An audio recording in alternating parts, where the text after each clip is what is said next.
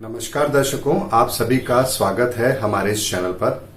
दोस्तों, बहुत से लोग अपनी कुंडली को लेकर के बहुत ज्यादा एक्साइटेड होते हैं और बहुत से लोग इस बात को लेकर के निराश हो जाते हैं कि उनकी कुंडली में तो ये योग बन रहा है, जैसे काल सर्प योग या गजकेसरी योग या बुधदिति योग या पंच महापुरुष योग या विष योग।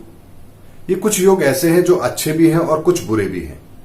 और जब भी किसी कुंडली में ये योग बनते हैं तो व्यक्ति बहुत ज्यादा चिंतित होता है कि अब न जाने क्या होगा।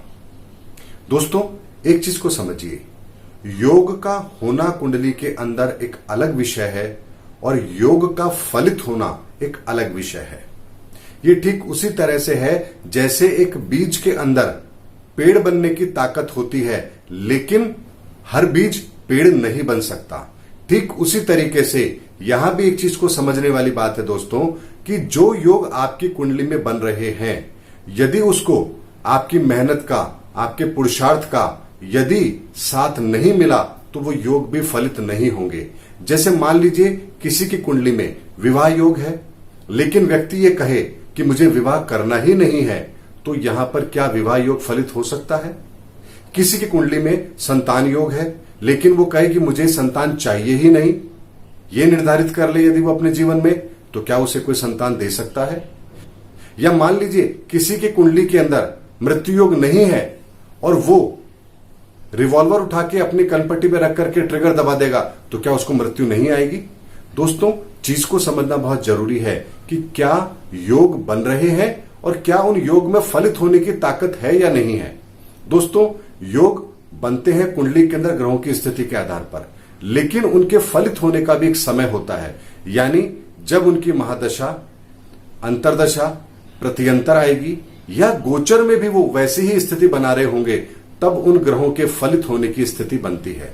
लेकिन वो कब होगा, जीवन के किस काल में होगा, ये कुंडली देख के निर्धारित होता है। होगा कि भी नहीं होगा, ये भी कुंडली देख करके निर्धारित होता है। इसीलिए कभी भी जीवन के अंदर ये मत सोचिए कि योग बन रहा है तो उसके अच्छे या बुरे फल आपको मिलेंगे। हाँ, इतना जरूर है दोस्तों, अच्छे योग का फल ना मिले ये जरूर होता है, लेकिन बुरे योग का फल ना मिले ये नहीं होता है।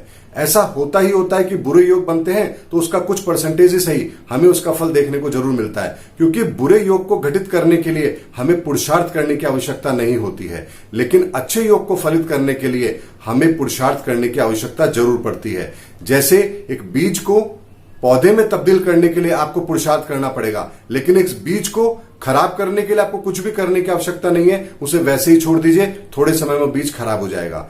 इसी तरह से दोस्तों, सृजन में हमेशा मेहनत लगती है, संहार में कोई मेहनत नहीं लगती है। संहार प्राकृतिक रूप से अपने आप हो जाता है।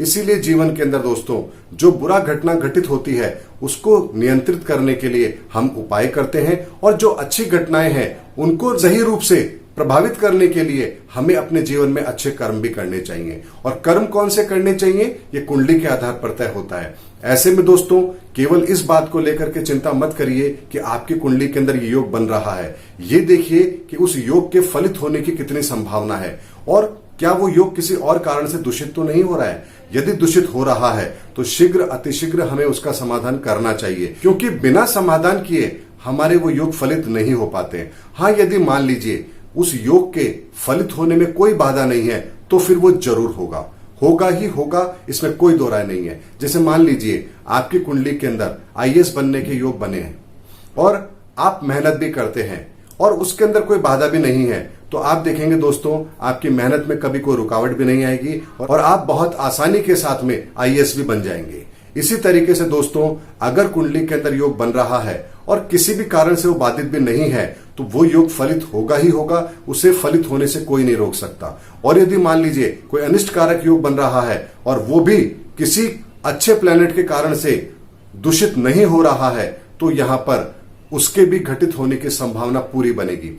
लेकिन यदि योग बन रहा है और किसी कारण से वो दूषित हो रहा है या उसमें रुकावट आ रही है या कोई कारण है जो उस योग को फलित होने से रोक रहा है, चाहे वो अच्छा हो या बुरा हो, तो दोस्तों यहां पर उसके घटने की संभावना बहुत कम हो जाती है। ये निर्धारित होता है कुंडली को देखने के बाद में। लेकिन योग बन रहा है इसको लेकर के अति उत्साहित मत होइए और बहुत निराशावादी मत बनिए, क्योंकि दोस्तों एक चीज समझिए, इस कोरोना काल के अंदर बहुत से लोगों की कुंडली में बहुत सारे अच्छे योग बन रहे होंगे, लेकिन उन सभी को भी इस समय पर अपने घरों में बैठ करके इंतजार करना पड़ा, क्योंकि गोचर की स्थिति ऐसी बन रही थी जो किसी भी अच्छे ग्रह को, उसके अच्छे ग्रह के प्रभाव को या अच्छे योग को फलित नहीं होने दे रही थी। ऐसे में दोस्तों ये बात हमेशा ध्यान रखिए कि यदि गोचर हमारा फेवर कर रहा है तो ही हमारे ग्रहों के जो भी पॉजिटिव रिजल्ट्स हैं वो हमें मिलेंगे। जैसे 30 जून के बाद से लेकर के 15 अगस्त तक एक स्थिति सामान्य होती जाएगी, लेकिन 15 अगस्त के बाद में एग्जैक्टली अगर बताऊं तो 17 अगस्त के बाद से 2 महीने का समय कैसा आ रहा है जो बहुत ही शानदार योग बना रहा है। ऐसे में इस समय पर पैदा होने वाले बच्चे भी अपने जीवन में बहुत बड़ी तरक्की करेंगे और जिनकी कुंडलियों में भी खराब योग बन रहे हैं उनको भी 17 अगस्त के बाद रिलीफ जरूर मिलेगा, इसमें कोई दो राय नहीं है। तो दोस्तों आने वाले 3-4 महीने को एंजॉय कीजिए। 17 अगस्त के बाद से गोचर की स्थिति बहुत ही शानदार बन रही है और यहां पर सभी के रुके हुए काम बनने की संभावना भी बहुत तेजी से बनेगी। इसलिए कहीं भी निराश मत होइए, अपने योग को लेकर परेशान मत होइए और अपने योग को लेकर के बहुत ज्यादा उत्साहित भी मत होइए। ये देखिए कि उस योग के आधार पर आप अपना कर्म कर भी रहे हैं या नहीं। यदि कर्म कर रहे हैं तो निश्चित तौर पर आपके वो अच्छे योग फलित होंगे, और यदि कर्म कर रहे हैं तो बुरे योग भी आपके फलित नहीं होंगे, ये बात निश्चित है। अगले वीडियो में फिर आपसे मुलाकात करूंगा, तब तक के लिए जय हिंद, जय भारत।